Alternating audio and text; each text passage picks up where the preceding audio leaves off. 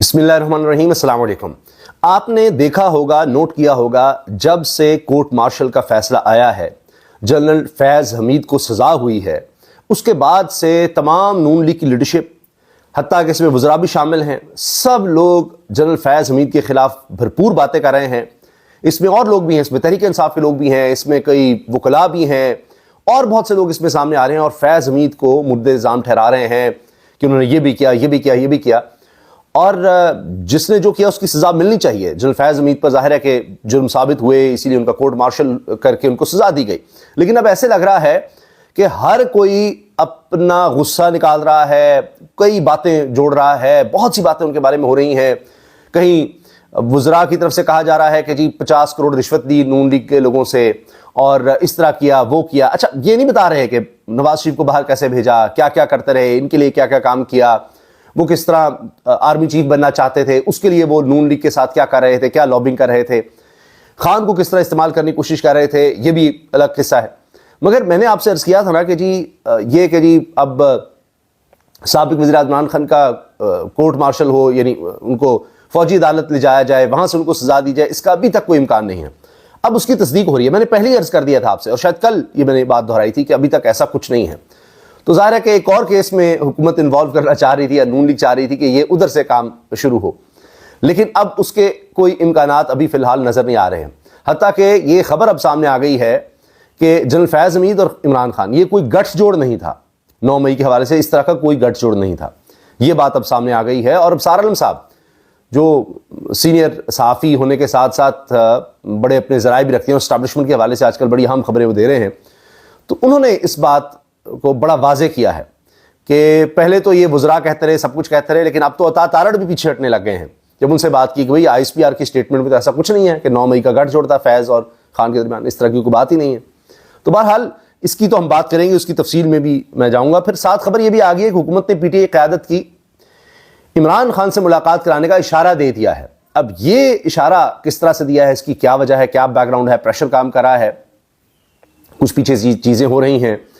اور کیوں کہا جا رہا ہے کہ سہیل آفریدی اب کچھ بدل رہے ہیں، کچھ مچور ہو رہے ہیں۔ لیکن آج بھی واٹر کینن تو پہنچائی گئی ہے اڈیالہ کے باہر، وہی واٹر کینن جس کا استعمال کیا گیا بہنوں کے خلاف پہلے بھی کیا گیا، رکاوٹیں آج بھی ہیں، ناکے آج بھی ہیں، تو اس پر ہم آگے بات کریں گے۔ لیکن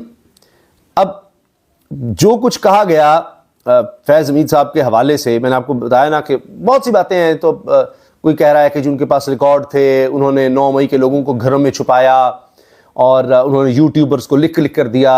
اور پھر ان کے لیپ ٹاپ پکڑے گئے ہیں، اور ان کے پاس ویڈیوز پکڑی گئی ہیں، اور پتہ نہیں کیا کیا ڈیٹا ان کا پکڑا گیا۔ یہ کرنل ریٹائرڈ انعام صاحب ہیں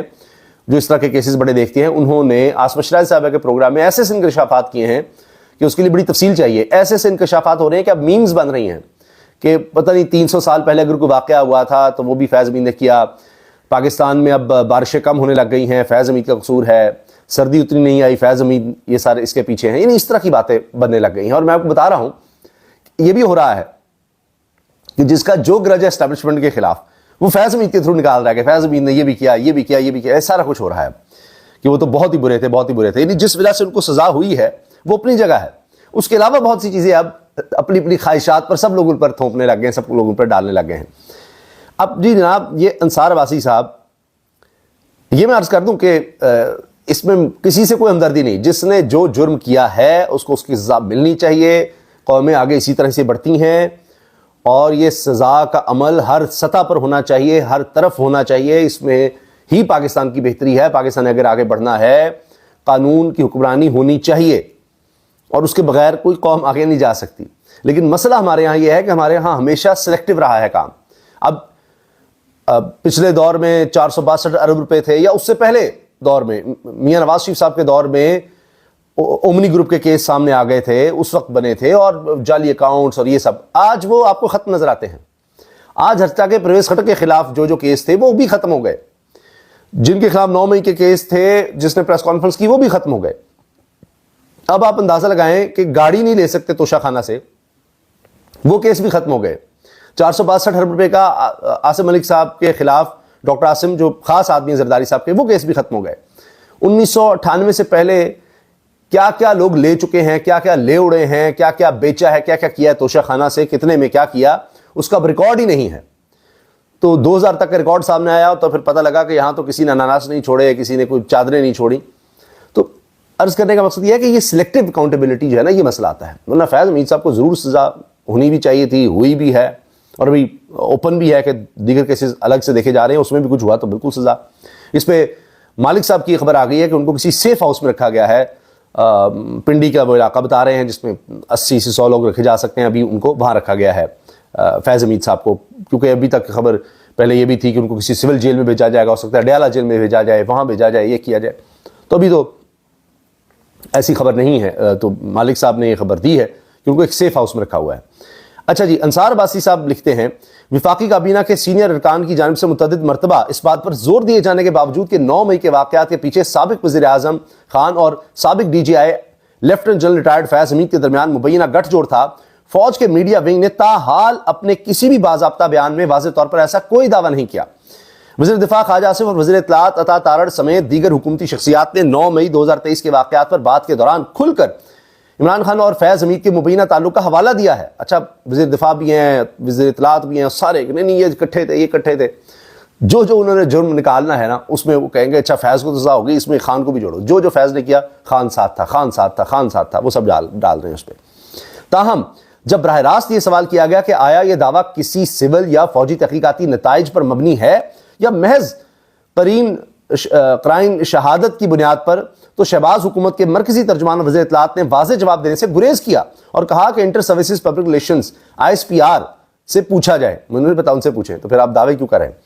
دی نیوز سے گفتگو میں وزیر اطلاعات نے پہلے تو یہ کہا کہ معاملہ ISPR کے روبرو اٹھایا جانا چاہیے. جب انہیں یاد دلایا گیا کہ ایسے دعوے خود حکومتی وزراء کر رہے ہیں, تو انہوں نے ایک مرتبہ پھر ISPR سے وضاحت لینے کا مشورہ دے دیا اور کہا کہ ادارے کا پریس ریلیز واضح ہے اور وزراء نے اسی پر تبصرہ کیا ہے. پریس ریلیز واضح ہے لیکن تبصرے اپنے چل رہے ہیں. تاہم ISPR کی حالیہ پریس ریلیز جس میں جنرل فیض حمید کی سزا کا بتایا گیا ہے کہ جائزے سے معلوم ہوتا ہے کہ اس میں کہیں بھی یہ نہیں کہا گیا کہ 9 مئی کے واقعات کے پیچھے سابق جرنیل اور خان کا ہاتھ تھا. لے جی, اب میں آپ کو بتا رہا ہوں, میں نے آپ کو بتایا تھا نا کہ یہ بھی کوئی فوجی عدالت میں خان کو کیس چلنے کا امکان نہیں ہے. اور میں نے اس وقت یہ بھی عرض کیا تھا کہ پہلے بھی جب یہ باتیں چلی تھیں, حکومت کی خواہش ہوئی تھی, تو اس وقت بھی معاملہ انٹرنیشنلائز ہونے کی طرف چلا گیا تھا. اور کچھ لوگوں نے کہا تھا کہ بھئی ہم آپ کے ساتھ ہیں, لیکن ہمیں بھی کچھ لوگوں کو سیٹسفائی کرنا ہوتا ہے, اپنی قوم کو بھی. آپ کس طرف جا رہے ہیں, کیا کیا کام کر رہے ہیں. اچھا, اور جناب اس میں خبر میں یہ بھی بتا رہے ہیں انصار عباسی صاحب